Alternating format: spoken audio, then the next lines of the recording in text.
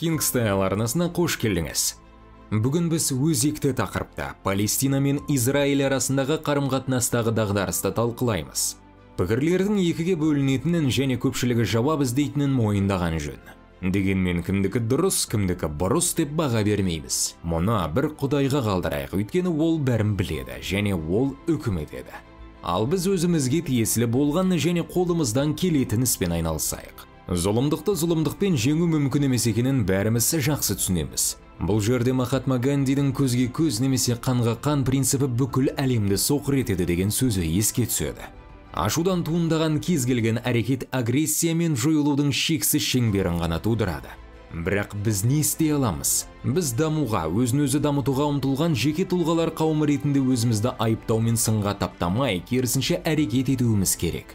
Екіншіден, Махатма Ганди айтқандай, біз болып жатқан жағдайды айыптамай, оған барынша ең көркем түрде жауап беруіміз керек.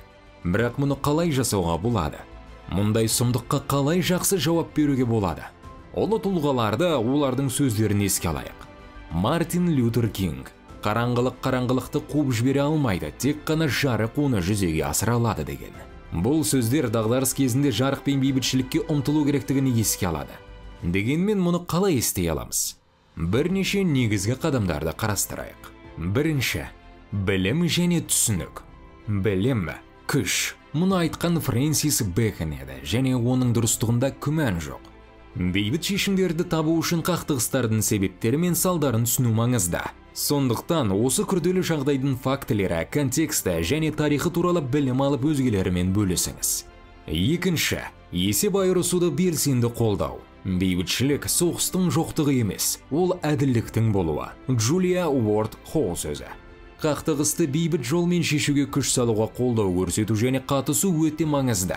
Бұл медиацияға белсенді қатысуды және дипломатиялық күш-жігерді қолдауды қамтиды. Үшінші, мейірімділік пен ынтымақ. Қараңғылыққа жарық сәулесін сүрме, жарық жасап нұрландыр деген Эрл Найтингейлдің сөздері мейірімділіктің күшін еске салады.